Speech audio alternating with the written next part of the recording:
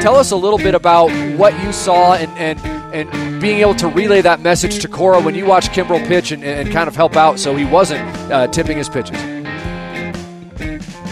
So tipping pitches, we hear about it all the time. People at home understand what tipping pitches is all about. It's amazing. And that's remarkable.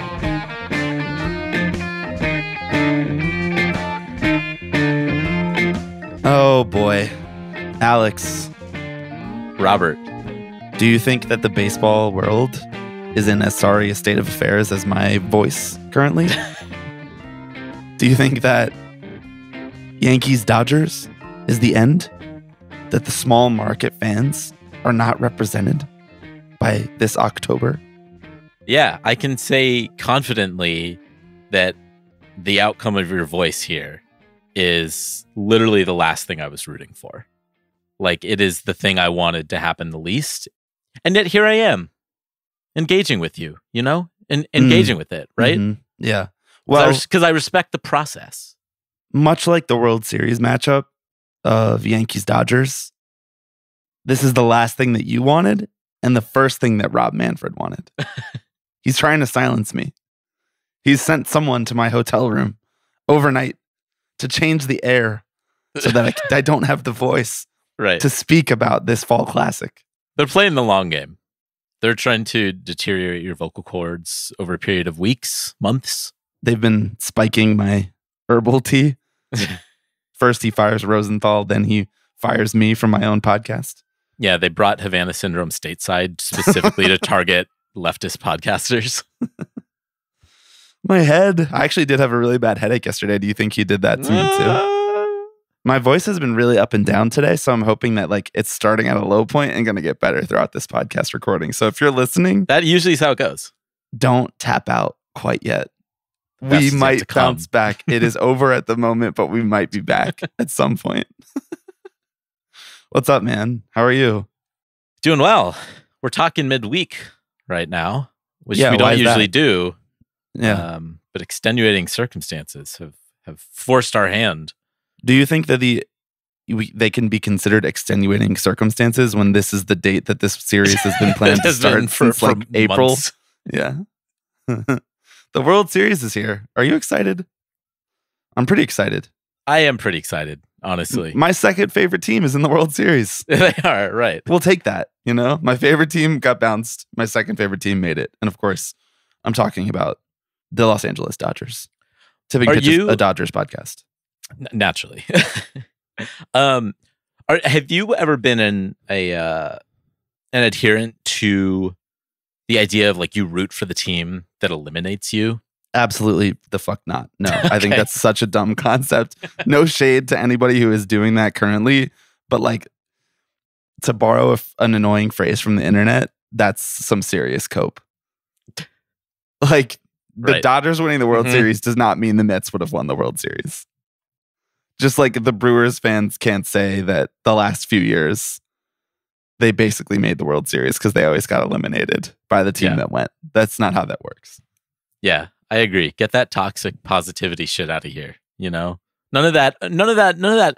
Oh, go get him. You know, you guys earned this one. Just go slay the dragon now. Yeah, we tip our caps to you, sirs. We tip our caps to you. No, I'm not like that. But the toxic positivity is saved for the Patreon feed, where if you're a patron, you just heard in our most recent episode, my voice was slightly better and my mood was really good about the New York Mets being eliminated. So if you'd like to hear it was a good pod, full thoughts about the New York Mets being eliminated from this October, you can find those over on patreon.com/tippingpitches. I'm sure it'll come up on this episode, but that's not what we're here to do. We're here to show respect to the Los Angeles Dodgers, to the New York Yankees for making it to the World Series. And so to do that, to preview that series, we are going to play a little game of true or false. By that, I mean, each of us will share 3 statements about this upcoming World Series, things that we think could happen, might happen, and the other host will say whether they think that statement at the conclusion of this series will end up being true or end up being false. Does the concept make sense to you Alex? Because if it makes sense to you, I think it makes sense to our very smart Right. listeners. I'm the lowest common denominator. You're like, I just need to clear the Alex bar. Yeah, no, and exactly. Then we're good. It does make Exactly. sense to me. Familiar with the concept of true or false. And did you want to start with our ups first or our downs? Now you're just confusing me a lot. It's You're been a right. long day. That was mean. I know. Yeah. You have to sell my shit on this episode because I can't talk more than I have to. I know. You've had the lasers pointed at your brain all day. Like they've been putting in work. So I don't think it's lasers. I think it's like electromagnetic waves. what's the difference? What do you know about magnetic fields? It's like where they all grow, right? Yeah. They grow on trees. Uh-huh. Yo, magnets are sick. Like I feel like maybe we don't really talk enough about magnets in the culture. Mhm. Yeah. Like that is dope. When Apple was like, our computer charger is a magnet, it made no sense except for if you account for the fact that magnets are sick. And That someone is was probably true. like, this would be cool if we did it that way. And the other person was like, you're right. And then they realized it was a pretty bad way to charge a computer. And so they've made 5 different ways to do it since then. And now they're back to the magnet. Yep. I think we should start applying that logic to more things in society of just pointing to something and saying magnet. And because occasionally we'll be right. Occasionally you'll point at a bat and a baseball and be like magnet. And it's going to create for some weird shit. Do you think that that's how Rob Manfred rigged the National League Championship Series? He put a magnet in Tommy Edmonds' bat and another magnet in the ball, every ball that the Mets somehow threw. Did you see Yes, I do. the juiced ball theory that the Mets fans were passing around, that like Manfred gave the juice balls to the Dodgers because the Mets had the dead ball because so many balls were dying on the warning track? 5 years ago, I would have believed this. I know. I respect it. You know, you're still holding on. Yeah, man. Game recognized game. Yeah. We can't act like we're better than conspiratorializing about Major League Baseball. I mean, we made a fucking brand off of this. Yeah. Hey, man. Salute to the Patriots in 2024 who were sitting there being like, "There's something weird going on at this pizza shop in DC." You know. All right. Like at least you know they believe. What was the company that made the voting booths? What were they called again? Dominion. Yeah. We're about to really get- off the rails. All right. True or false? Tipping Pitches 2024 World Series preview. Here it comes. But first, I'm Bobby Wagner, I'm Alex Baisley. and this is Tipping Pitches. That's not what I said. And you are listening to Tipping Pitches.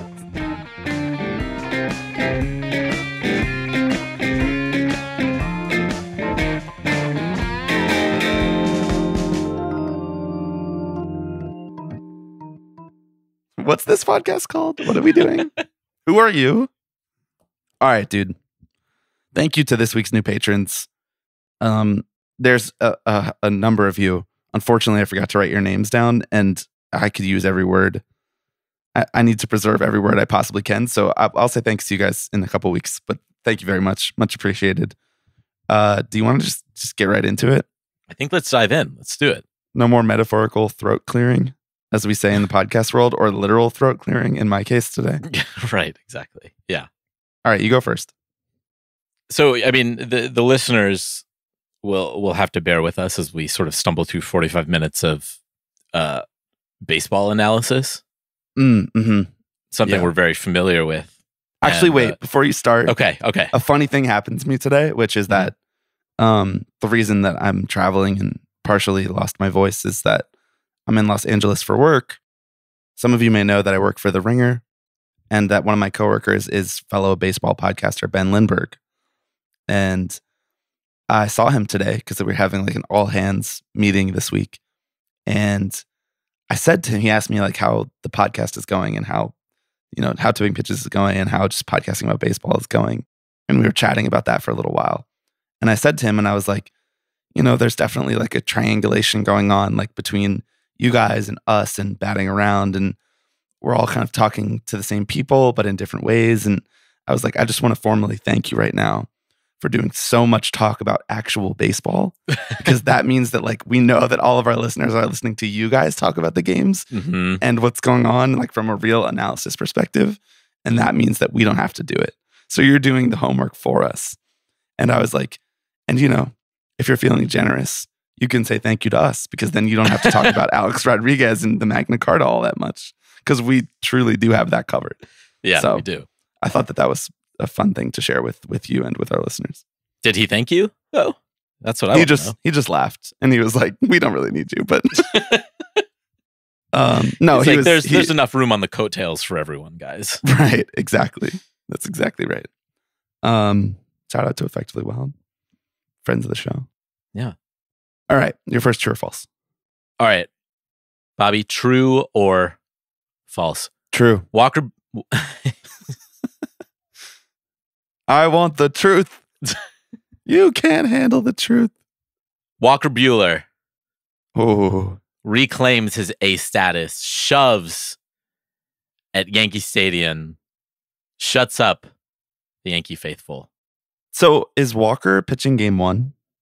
I know Cole is lined up to pitch for the Yankees, but I didn't hear them say much about game 1 for the Dodgers. And I would assume that everybody is on full rest because they basically just had a week off, but Walker was due up to pitch next. So have they said anything about this?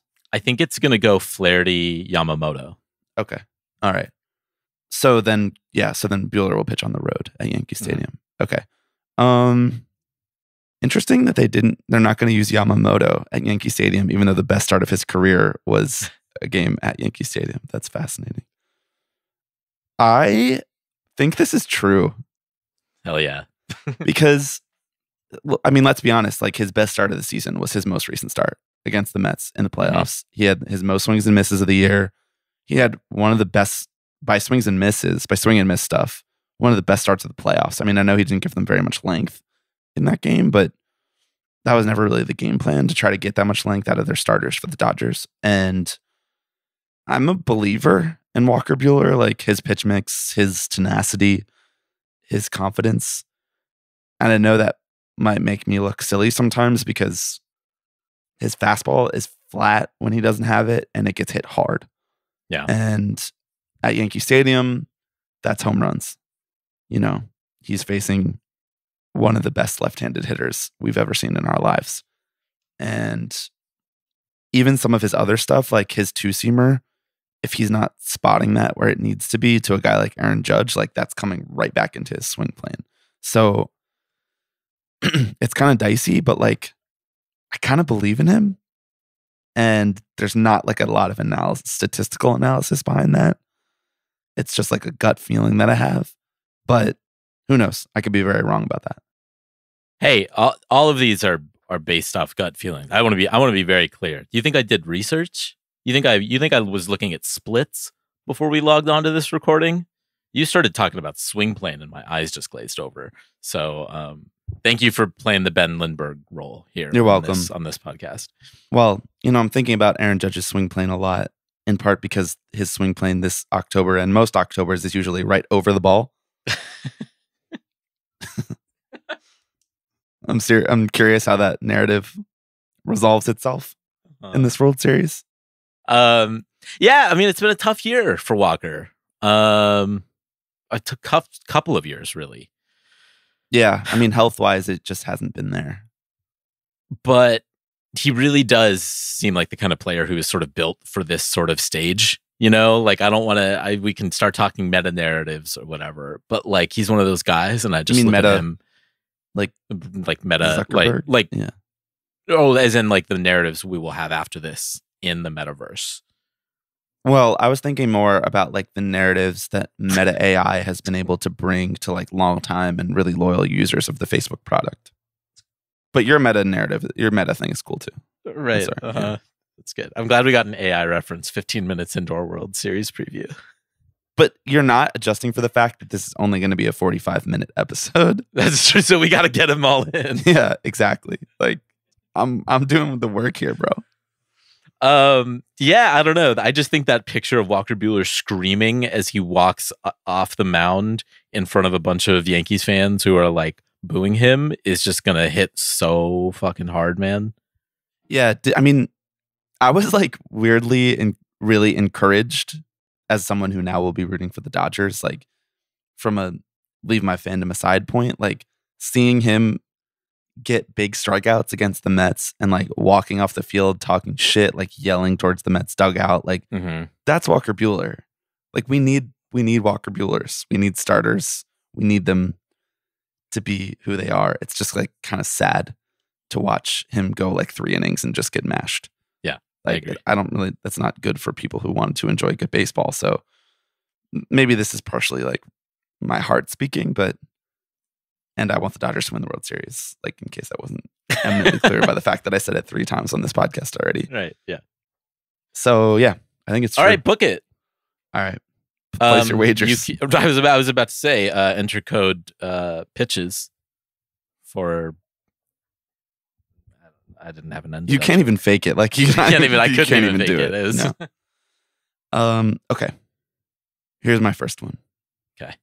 True or false? My number one enemy and your GOAT, Jazz Chisholm, will win World Series MVP. Here's your guy. It's time to put up or shut up. You've been saying, Jazz, greatest second baseman of all time? Mm-hmm. You've been saying, Jazz, most deserving cover athlete in the history of video games? I have, yeah. You've been saying, Jazz, 5-tool superstar, 40-40 threat, and the best defender who's ever graced the field. These are all things you have said. Yeah. On no, this you are podcast. quoting me. Yeah, no. These statements by you have been submitted to the Library of Congress and the National Baseball Archives, which is a thing. We should start that. Yeah. The Baseball Hall of Fame. So if that's the case, I mean, I don't see another player on either of these teams that has those kind of plaudits. Was this just an excuse to get one more Jazz dig in? Like this wasn't even a real prediction. You just wanted to spend 5 minutes. Bro, this is how podcasting is done. I don't know what to tell you. You hammer your bits. You just keep hammering them. Like, I'll pull the curtain back for you and the listeners at home. True or false, bro? Because think how silly you'll look when you say false, and then he does win World Series MVP. Yeah, I know. There's no winning out. Right. And the other side of that coin is that I say Jazz Chisholm is going to win World Series MVP. Yeah, and then he goes like 2 for 23 or whatever. Right. He just does what he's been doing these whole playoffs. Yeah. Yeah. Like, can I interest you in a 445 OPS? Is that good? Yeah. Can I interest you in a 37 WRC plus? Yeah. That's really bleak stuff, man. DH for Jazz. DH for Jazz. Yeah. Let Garrett Cole hit. Get Cole in the box. Yeah, actually, to be quite honest. No, I'm going to say false on this one. Much as you know this. As soon as I feel an ounce of scrutiny on a bit of mine, I back down immediately. On a bit or a take? Either. It wasn't a bit that you said that you think Jazz is good. Well, the bit was me saying that I think Jazz is like not a professional baseball player. That's a bit. All right. I mean, I think Jazz is a good baseball player still. I don't think he's gonna win World Series MVP. Yeah, I mean, this was just my way of sort of introducing the concept of World Series MVP and like who you might think would be a contender. Since in a normal World Series preview, one host of a baseball podcast might ask another host of a baseball podcast, who do you think is going to win World Series MVP? So who do you think is going to win World Series MVP? Right, yes, well done. I mean, frankly, I did write that. My dark horse candidate is Teoscar Hernandez. Okay. Yeah, he broke out in a big way in Game 6 against the Mets. He had been he did. over he had been over through the series, yeah. And I believe he went 3 for 4, including the longest single of the season that hit off the top of the center field right, wall. Yeah. Hey, we've all been there. Not me. Now, I always run it out. As you know, I run down the hallway. I run to your apartment whenever I come over. That's true. No matter the bit, you know, even if it's gonna be caught, even if it's, you know, I'm the Brandon Nimmo of baseball podcasters. I run everywhere I go, even when I take my walks. Teoscar, I like it. All that to say, I mean, like, I think that, I mean, it kind of flies in the face of what I think is actually going to happen this World Series. You're playing both sides. That way you're never wrong. Exactly. God, now you understand me. It took till now, but I finally understand you. I think they should give World Series MVP to someone on the losing team one of these days. Yeah. They should give World Series MVP to Francisco Lindor. He just had such a great season. I mean, let's give him something. He did. Yeah. They won't give him anything else. They won't give him a Gold Glove or an All-Star appearance. Do you have a World Series MVP? Jazz. Yeah. Okay. Max Muncy. All right.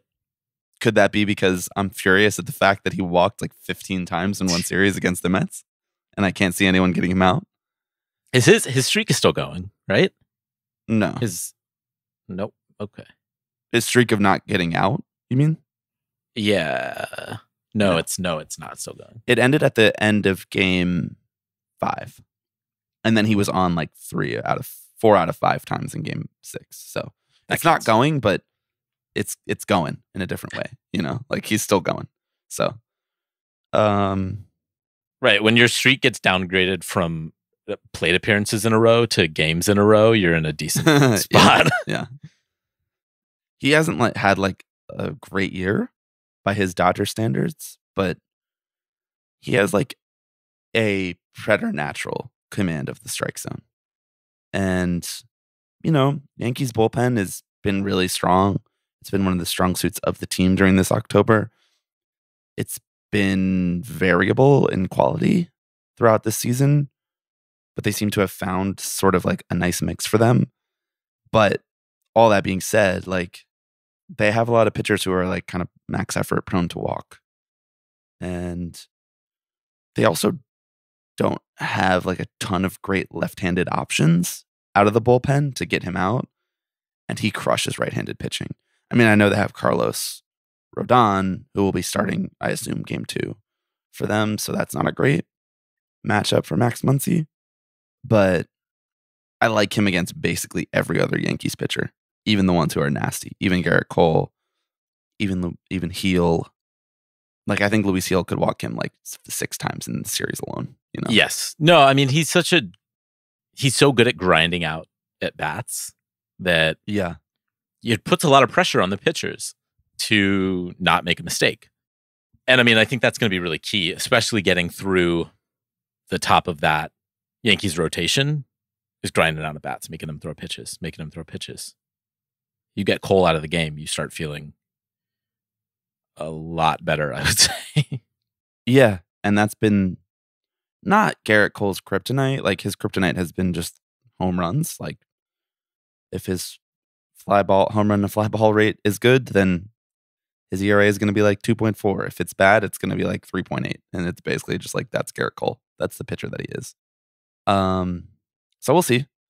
I'm excited to see that game of chess that like Aaron Boone will be playing with the different left-handed hitters in the Dodgers lineup, because it's not every day that you have to face a lineup that has 3 lefties in it, like Ohtani, Freeman, and Muncy. I mean, I know it sounds ridiculous to put Muncy next to those 2 guys, but like when he's going well and when he's healthy, he's the truest 3 true outcomes guy in the game. Like he's either going to walk, or you might get him to strike out, or he's going to hit it 425 feet. So that's my pick. It's also like a little bit of a hipster pick, like it's kind of boring to say Ohtani. Right, yeah. Even though it probably will be Ohtani. I'm just going to start going down the lineup and picking one player lower than you, Yeah. Be like, yeah. Well, Gavin Lux? Actually, I think it's going to be Gavin Lux, right? Okay. All right. Does that kick it back to me? Okay. Yeah. Bobby Wagner, true or false? Freddie Freeman etches his name into Dodgers history with a storybook hit. I don't necessarily know the fashion in which it comes. Maybe I'm not. I'm already sort of I'm already backing myself into a rock and a hard place here. Yeah. So that's for the real heads. Yeah, it is. Maybe he has a night off, rests the ankle. He's had Comes up 5 nights off.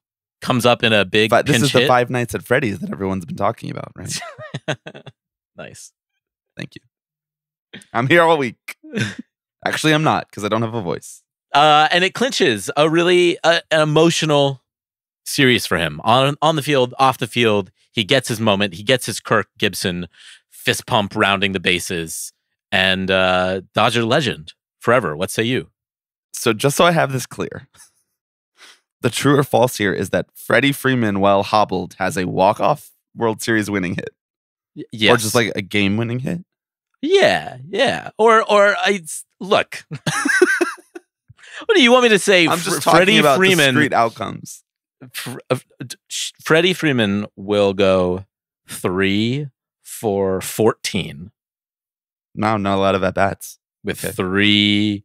Well, again, he's walking. He's working the count. That's sort of they're grinders over there. Okay. No, Freddie wants to hit.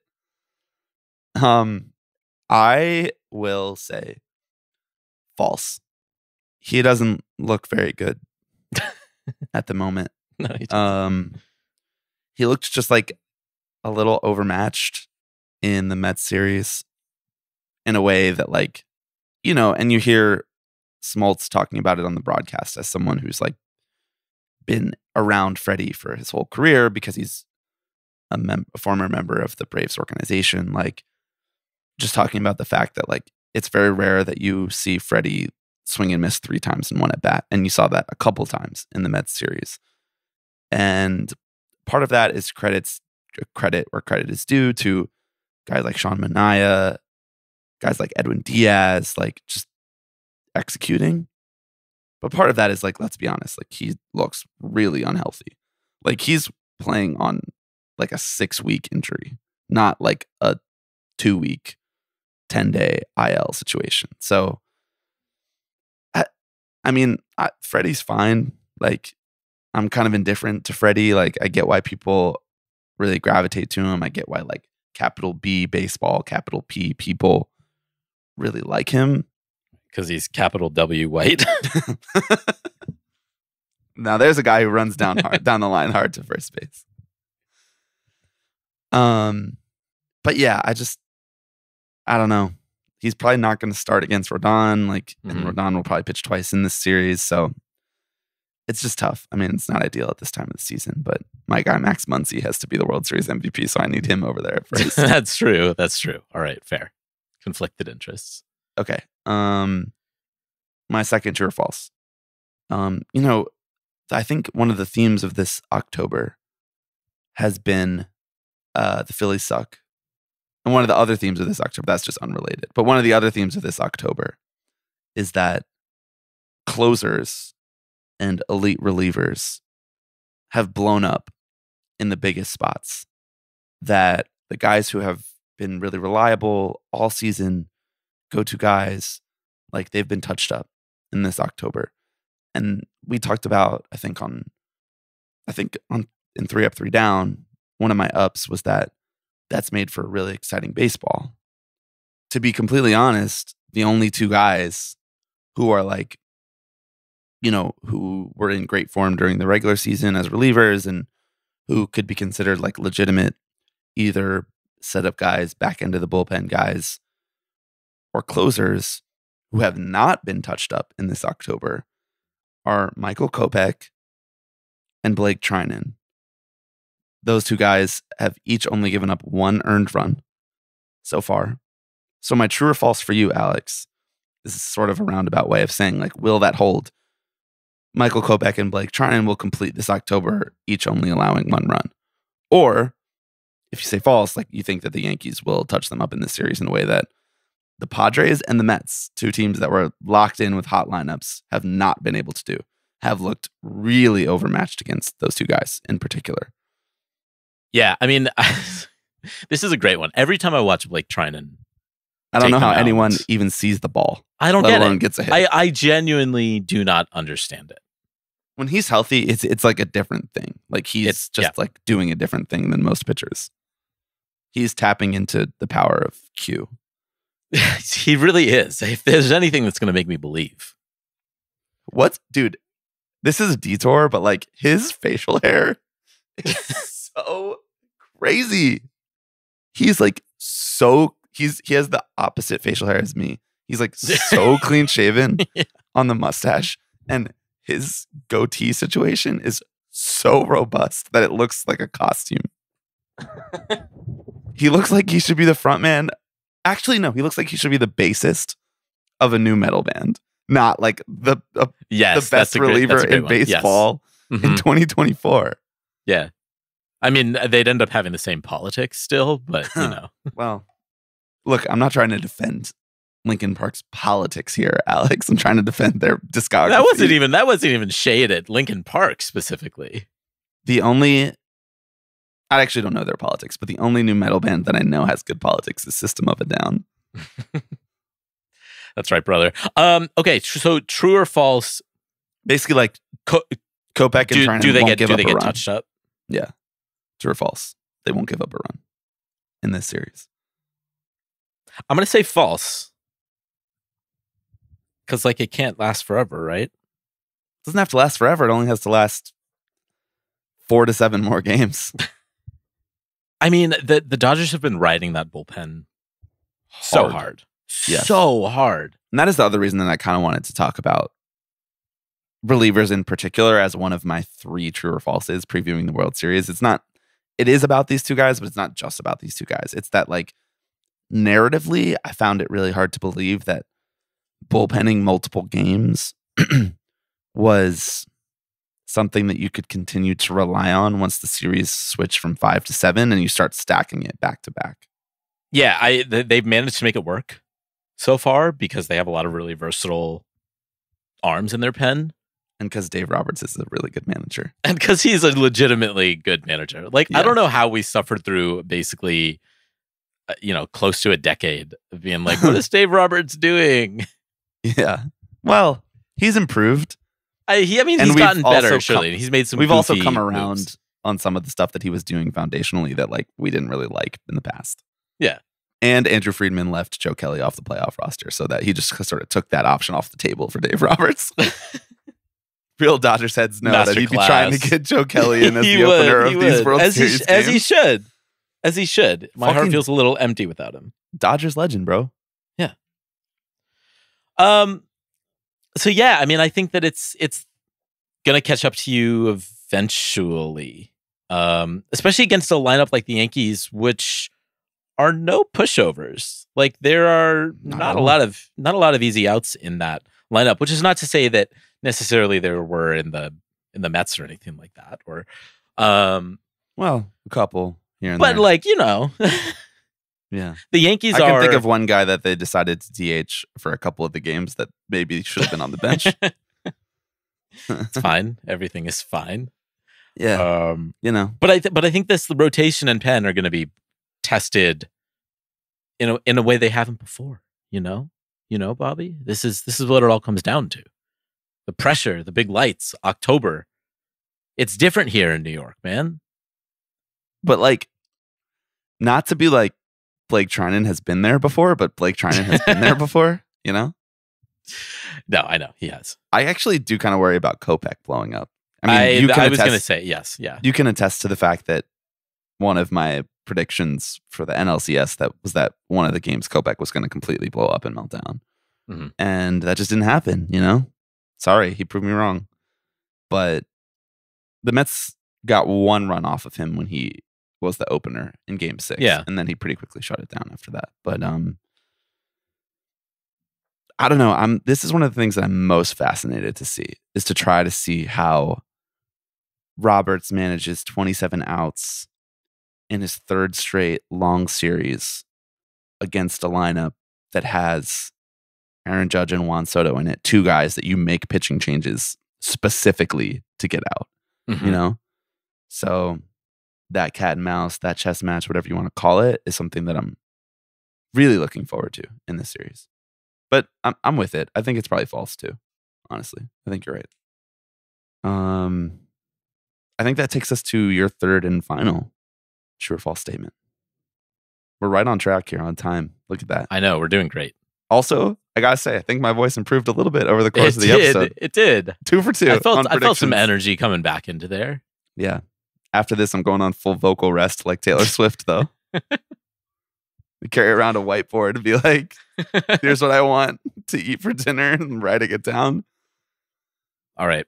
Last true or false. Let's bring it back to basics a little bit. We've been getting a little heady here. Mm-hmm. Talking leverage. Yeah. True or false, momentum is real. True or false, wearing the pinstripes is the biggest honor in sports. Yeah, that's right, brother.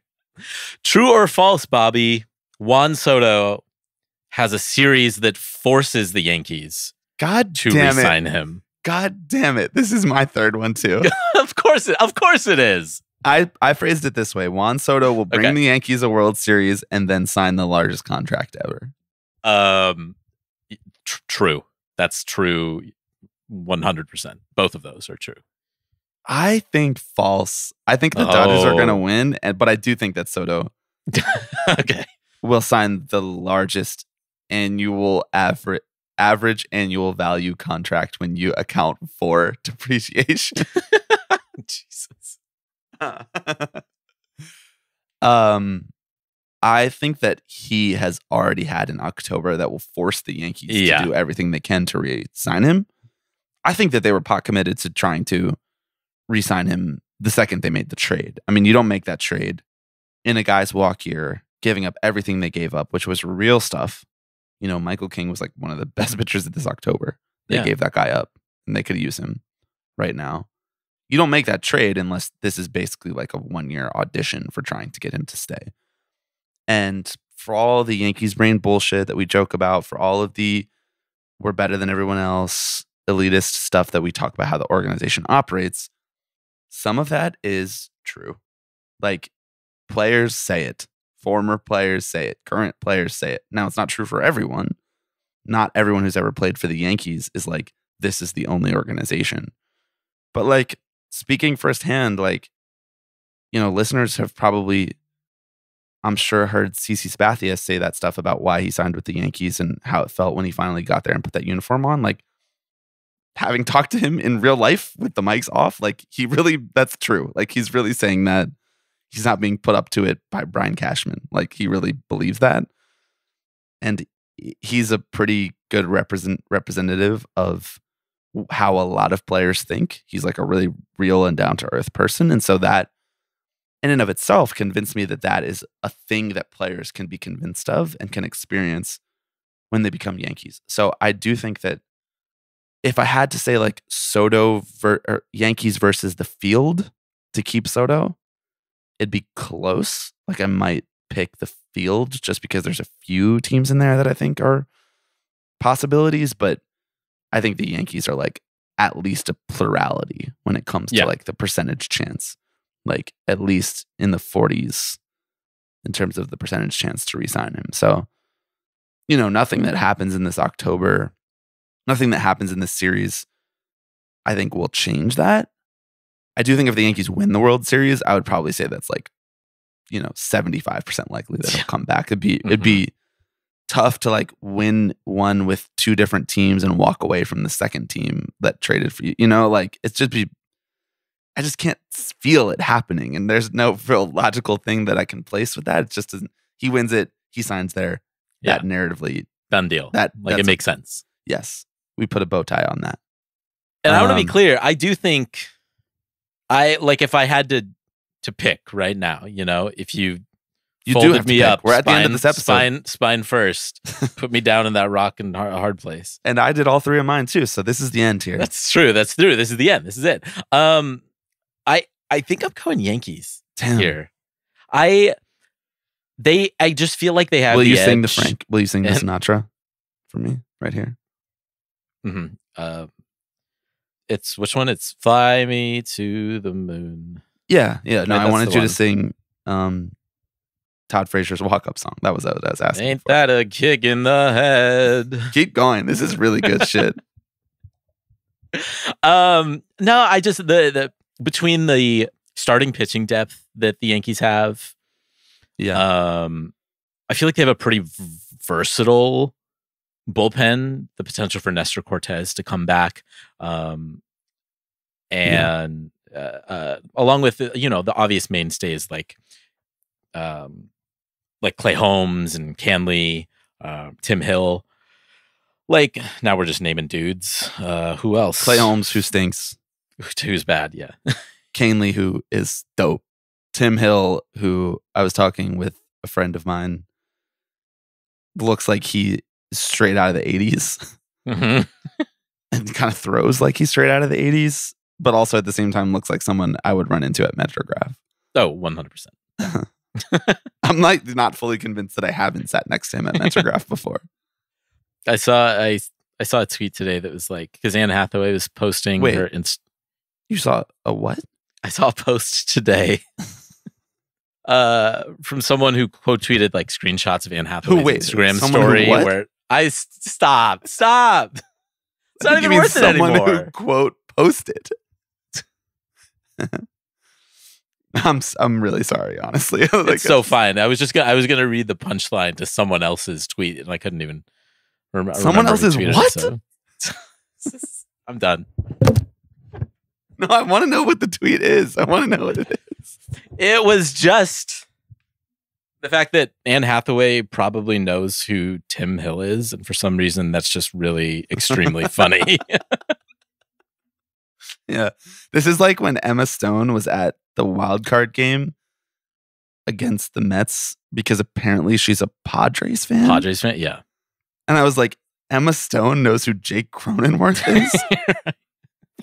What's happening right now? Does she know that he was a two-way player in college? Right, exactly. Emma, come on the pod. Emma, did you know that Fernando Tatis is a dancing peacock? Because I feel like she didn't. Emma Stone is one of those people who this is not like a humble brag or anything. Like, this is just a fact. Like, I have to interact with semi-famous people kind of often for my job.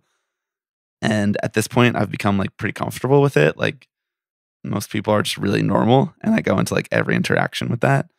But there are some people who I'm like a little bit intimidated by. And Emma Stone is one of those people. Like, if I ever had to interact with her, I would just be like freaking out, I might have to take that day off.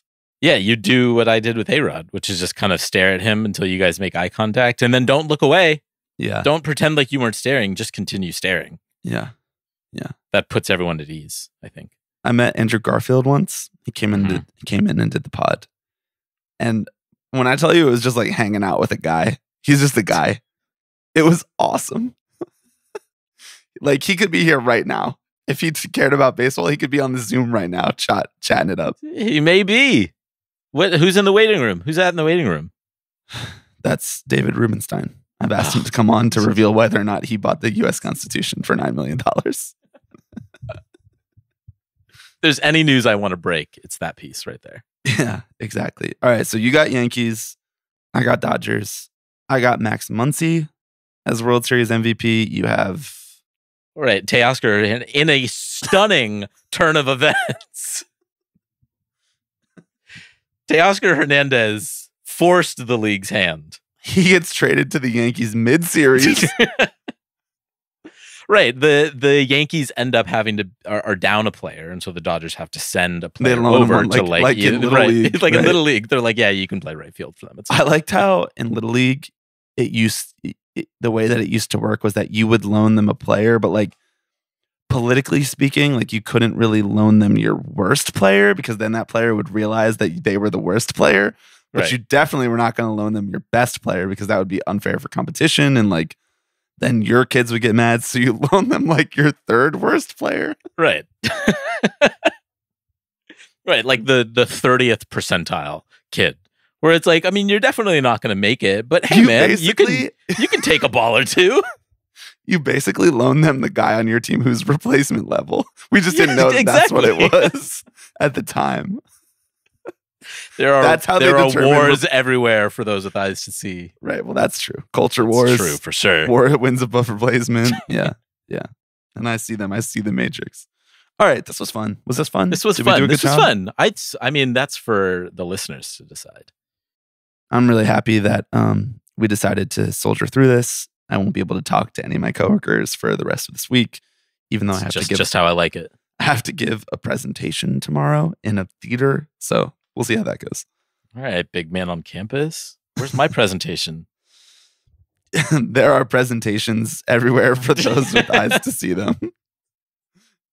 These are all presentations. Everything I do for you, it's a presentation. Yeah, you guys don't know this, but Bobby actually shares his screen when we record this and has a little PowerPoint up. Your presentation was my speech at your wedding. Okay, there you go. I was up there in front of the whole class. You know, I was going off notes. You were. Someone was blowing spitballs from the back. I thought that was very rude of my Hit me wife. with a paper airplane. Right. And I was just like, all right, class. Yeah. Okay. Thank you to everybody for listening. If you are yearning for more Tipping Pitches baseball content in which I'm kind of losing my voice and somewhat losing my sanity, we did put out a Patreon episode yesterday. Patreon.com/tippingpitches.